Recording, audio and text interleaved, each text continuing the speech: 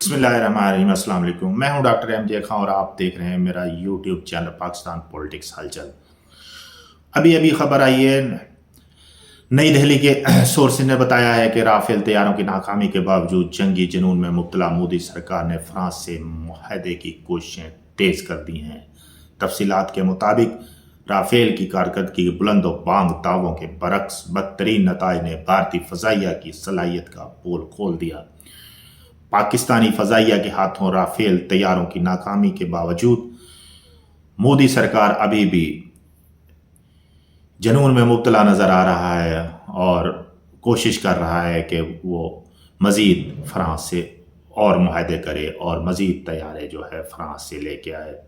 بھارت نے اسکواڈرن کی کمی پوری کرنے کے لیے مزید رافیل طیارے لینے کا عندیہ دیا ہے، اور جو ہندوستانی ایئر فورس ہے حکومتی سطح پر فرانس کے ساتھ معاہدے کی کوششیں تیزی سے کر رہی ہے۔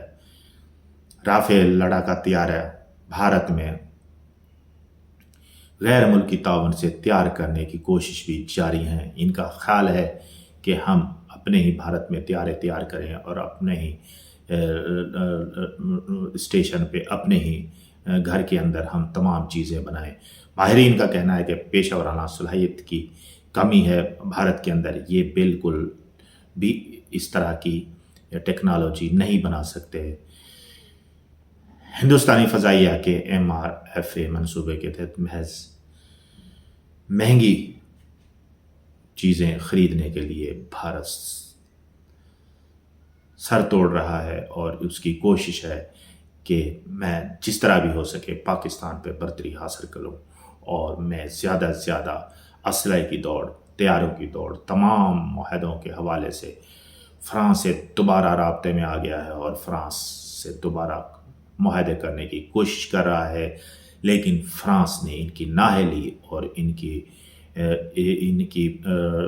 ایئر فورس کی نان ٹیکنیکل ایئر فورس کو وہ اپنا اسلحہ دینے کے لیے تیار نہیں ہے، کیونکہ ان کی پہلے بہت بدنامی ہو چکی ہے اور ان کی وجہ سے ان کی طیاروں کی مارکیٹ کریش کر گئی تھی، اور یہ لوگ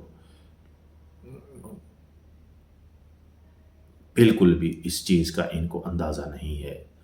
تو فرانس کوشش کر رہا ہے کہ انڈیا کو طیارے نہ دیے جائیں، کیونکہ ان کی تمام انڈسٹری کے لیے یہ مسئلہ بنا ہوا ہے کہ انڈیا نے ان کی پہلے بہت جگہ صحیح کر دی ہے۔ اس کے باوجود یہ دوبارہ ان سے رافیل طیارے اور مزید دوسرے اسلحے کی مد میں جدید ترین اسلحہ مانگ رہے ہیں۔ تو اس لیے فرانس نے ابھی تک ان کو کوئی جواب نہیں دیا۔ خوش رہیں، مسکراتے رہیں، یہی زندگی ہے، میرا پیارا پاکستان ہمیشہ زندہ۔